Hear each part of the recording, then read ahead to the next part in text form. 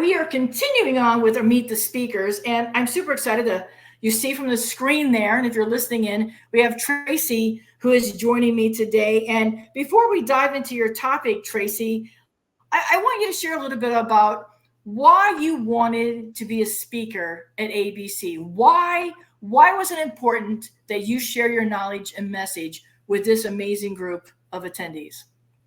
Well, thank you again so much for visiting with me today. And that's a really great question, a great place to start.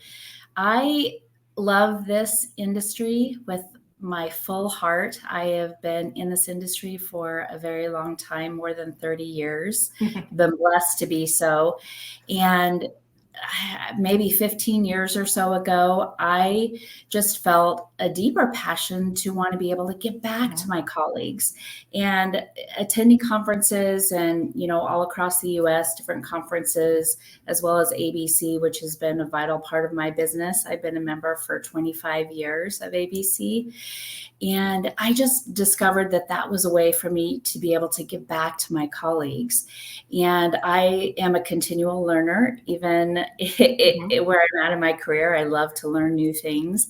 And so I'm always doing research of all different types of topics and then applying it to the crazy world sometimes that we live in the world of wedding planning. And that was just, it's like filling my bucket to be able to take that research, give a spin on it, apply it in my own business. And then if it works or impacts me, and also sharing that with my colleagues, and I'm like, I want to be able to share this with other planners all the way, all across then globally, I guess we are. So. Well, and I think that you and I are both a certain age, and I've been in the industry for 42 years. And I was the same way. I was like, I didn't have anybody like there. Like I, as a photographer, when I first started 42 years ago, I would get the women coming up going, so when can we talk to your husband? Like, I'm sure he's the one taking the photos, right? And having the name Bob really confused everybody, because then when they would see me, they, oh, you're a woman. Yes, own the company, see my name, own all the camera gear. Matter of fact, all these people work for me, right? So I see the change in the industry. And so like you, I was like, I'm worried about my bottom line, and I know I want to make money, but my mission statement is, if you're doing what you love, it should bring you, profit, purpose, and joy. And I think we can have all three and marry them together. It's hard work, all three are. And I know that for me, like you, how can I give back? Not do the work. Like I don't want you to ride up the escalator and have me standing on the bottom, but I'll send the elevator back down to get you, and I'll help you along the way. So I think you and I both share that mission, and the fact that 25 years later, I'll put you on the hot seat. You're still finding value in ABC. You have to be excited about the new leadership. So if people are on that fence to join us at the conference, they should just go ahead and hit that button, because they're going to learn a lot from you and a lot from the other. We have 18 speakers. Why is that still important that you're here 25 years later? You're always learning, but how much more can you keep learning? It is. And it's not just about the amazing education that ABC gives us in these opportunities, but it is also reinvesting back into yourself. And I love ABC so much. I'm getting goosebumps just because of the amazing people that I've met from all over the nation that I wouldn't have had the opportunity to meet otherwise. I'm based in Omaha, Nebraska, right in the heartland. And so this puts me in connection with people who are, all over on the East Coast and the South. And I just love it. And they are living the same thing that we are living, and they're dealing with the same issues that we are. And so just to even like brainstorm with another person, and what's your market like, and what issues are you dealing with, and what growth opportunities are you seeing for your business in 2025? It's so valuable, and it is so worth it for me, even in my advanced age. I still love to go, and I look forward to it every year. So. And I think that's what people can see about it. It's like, my gosh, she made a career out of this. Oh my gosh, it's not just, and I also think that as we get older, people won't be staying in careers 40 years. This generation is like, let me do something and sell it, and then I'll sit back and figure something else out. Yeah. But for those of us, I think we're examples of, there's peaks and valleys, there's ebb and flows, and we're still here standing. And I think that's a perfect segue to your topic, advanced crisis management. In 2024, coming out of pandemic and what might be coming, I think if anything, we learned that we were not ready. Maybe I didn't know that there could be problems. Lord, I'm going to talk contracts during this conversation, but I needed to know that I can change something and do something. How can I help problem solve? What that topic, is that one of the reasons, or why that topic do you want to share your knowledge and experience with, and dive a little bit about what we can expect from your topic? Sure. And I know it's not a jazzy Sexy topic. Anybody that really knows me knows that I am like positive, bubbly. I like to live in the peace, love, and happiness world. And this topic is kind of the antithesis of that. However, it is part of the world that we live in. And to be able to plan for who knows what could possibly happen, we have to, in our role, it is our responsibility. People will look to us if a crisis does present itself at an event. And so these are some basic things that everybody could have in their toolkit, no matter what they do in the world of weddings, that it will be beneficial. And the other thing that's important, it's not only just a matter of being able to be prepared and handle the crisis that presents itself, but also to do it in a fashion where you are cool and calm and collected, because you know that energy that we exude with one another, it is contagious.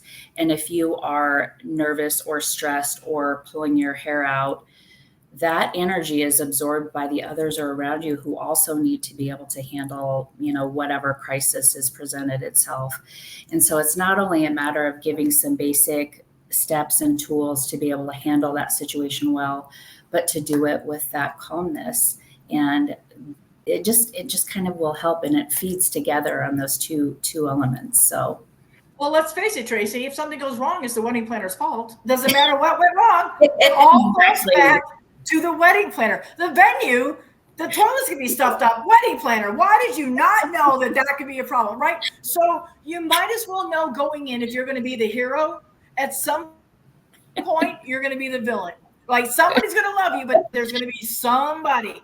I mean, I joke all the time that and you can relate to this, is people go to the weddings and they go to corporate events, and if the food is horrible, it was a horrible event.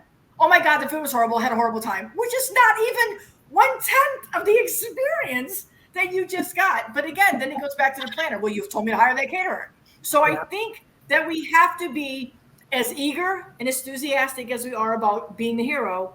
We have to be, okay, when people come at me, I might have to put the big hat on that says, okay, right now I'm the villain and we're stopping, or we're not going to do that. So I think we have to be aware of what are some of is this going to be geared towards people that have teams, or are you going to talk a little bit about also problem solving with colleagues that, okay, now you're on my team, but let's face it, I never want to work with you again. Are you going to dive into some of that? Is that some of the things that you're going to talk about?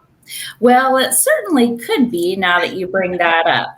But basically, we will talk about a couple of different scenarios. We will talk about some basic toolkits. And then if time allows, I would love the opportunity to be able to do this, if time allows, to maybe have one or two other people present their situation that maybe the end result didn't go as they had hoped, so that we can use that collective brain power that's there in the room together, and then also the steps that we will have gone through, and kind of apply it to that.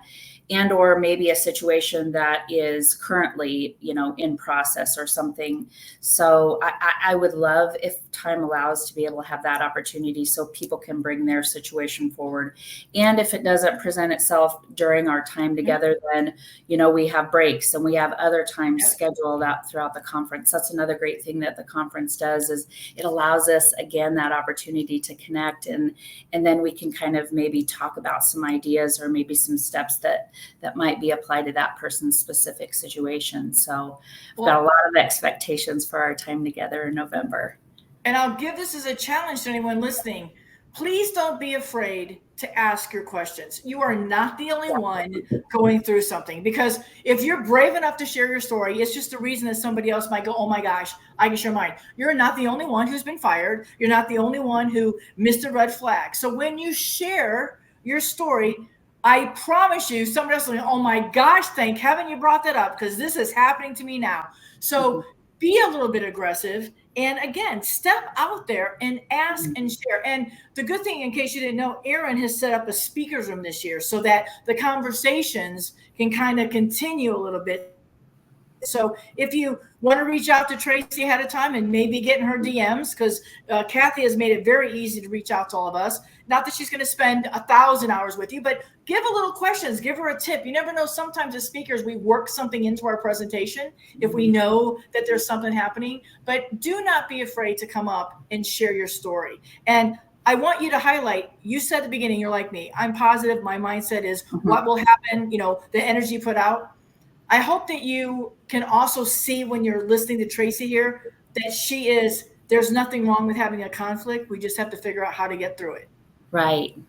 And again, with that collective brain power that will be together in November, we have to take the opportunity. And I appreciate that you said that, to really please invite people, be vulnerable together. These are your people. Mm-hmm. These are the people that you can rely on and learn from. And even me as a speaker, in the years of experience, I still walk away learning things from, especially those one-on-one connections with people. So I'm really excited that we'll have that speaker room opportunity this year, and hope to be able to, make some more good connections that way. So if I'm getting ready to attend, I know we're going to come in and hopefully have some time to talk.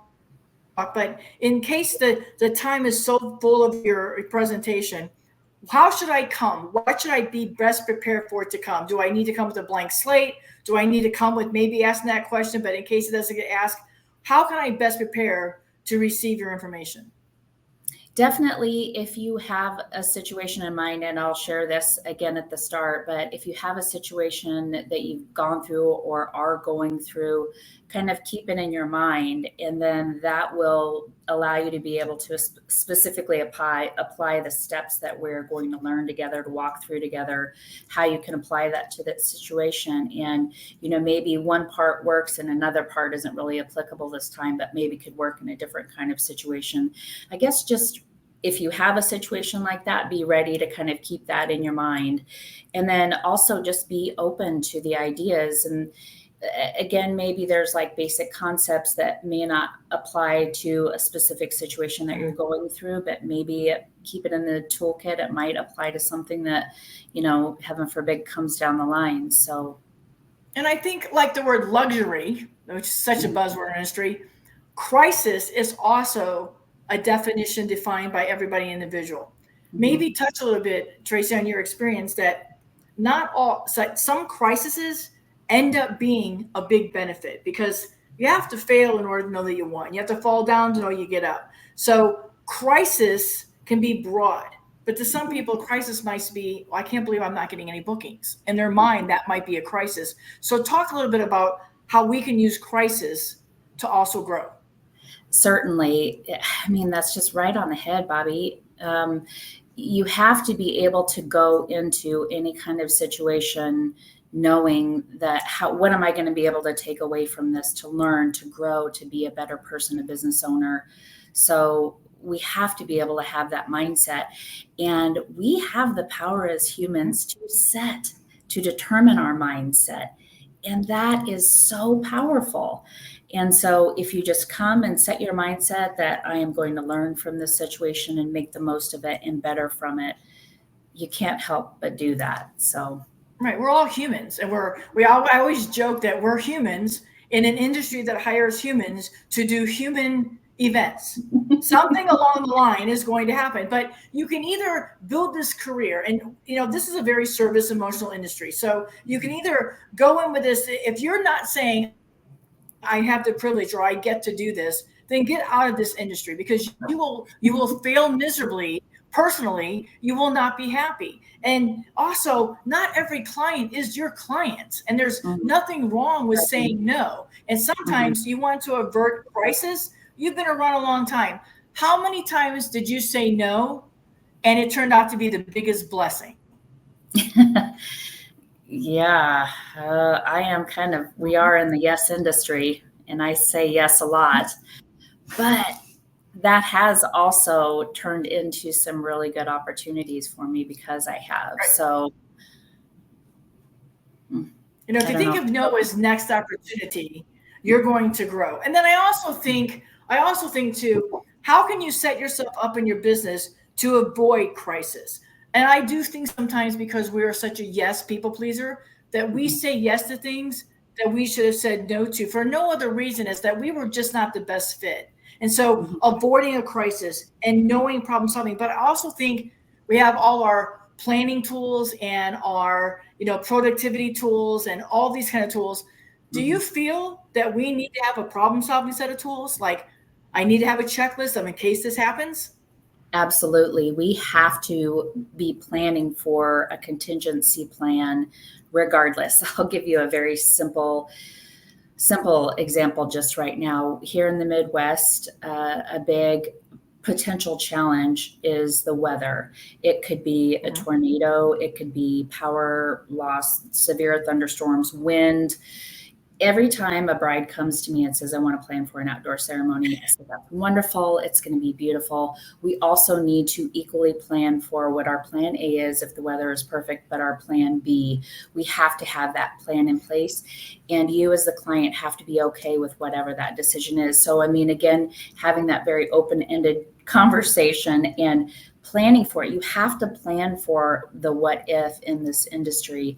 And, hopefully you don't have to kick into that plan B, but you have to be ready for it. We just simply do. So I know that's kind of a silly example. We all have to plan for that. Our beautiful folks in Southern California don't have too much weather to worry about compared to here in Omaha, But see, also you have to kick into, you can't get married on Saturday when the Cornhuskers are playing, and you can't get married in the summer. I can't believe you know that, Bobbi. That is so true. You can't get married in the summer when we have the softball regionals, and you're going to be hosting for the Olympics. That's going to be where the softball takes place. So come on, people. Sad to admit, but I also admit I'm proud. I am a huge, people see it behind me. I'm an SEC Georgia girl all the way.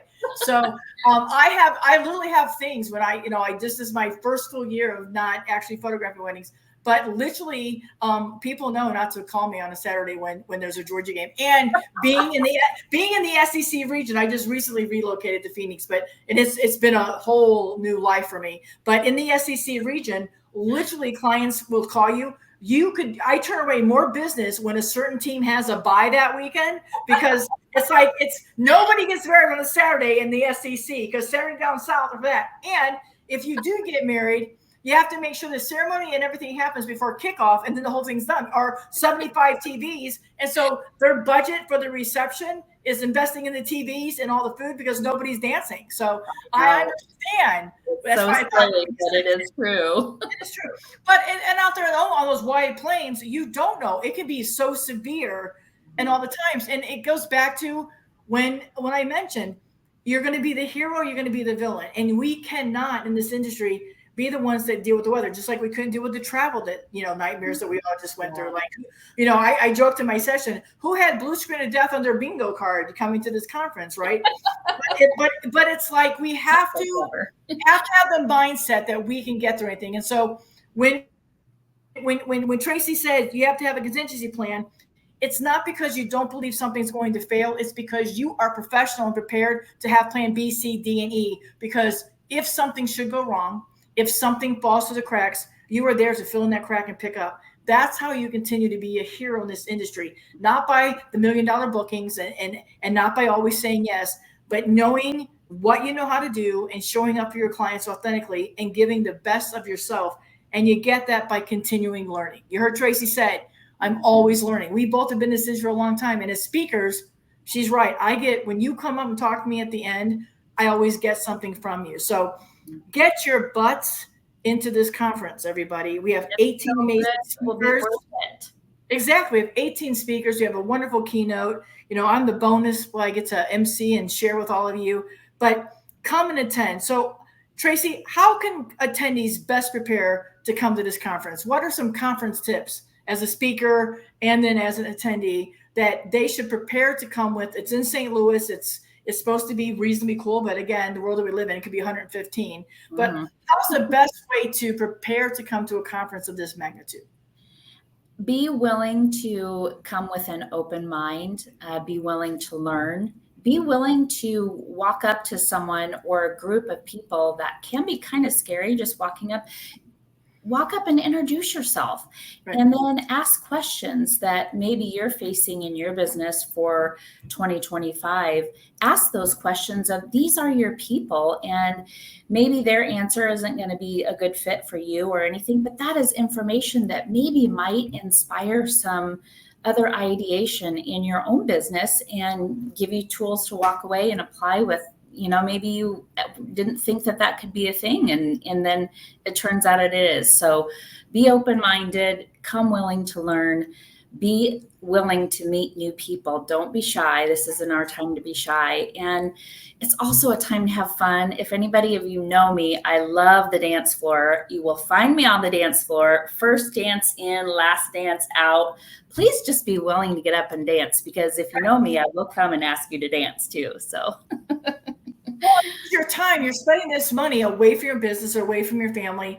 The ROI you get will be these relationships. And one of the things that I do love about ABC is it's not like, hi, I'm Tracey, I'm in Omaha, how can I work with you? It's, oh my gosh, you're in Omaha. What's that look like compared to Nevada? Or what's that look like? And you get that experience of what it's like to be a business and event owner. And you get that, you're not trying to look for your next job. You're trying to learn. And you're trying to go, well, if you've done that and you've sustained that, and you're learning from Tracey that crisis management and problem solving can be a good thing that helps you grow in your business. If you come open mind, open heart, like she said, you're going to get so much more out of this, and you're going to build relationships so that when you are struggling or you have that crisis, you're able to find someone to reach out with that understands. Our dogs and our cats can only hear us complain about clients so much. We have to have a way. We have to have a way that we can share and vent, and you're with like-minded people. So make sure you get your tickets. Come and see Tracey. Bring your vulnerability. Bring your crisis, and she will help walk you through it, as long as the other people that are attending as well. Mm-hmm. So Tracey, thank you. I can't wait to meet you in St. Louis, and get those tickets, everybody, because we want to learn from you as much as you want to learn from us. All right? That's awesome. We'll see you in November. All right. Bye-bye, everybody. Bye-bye.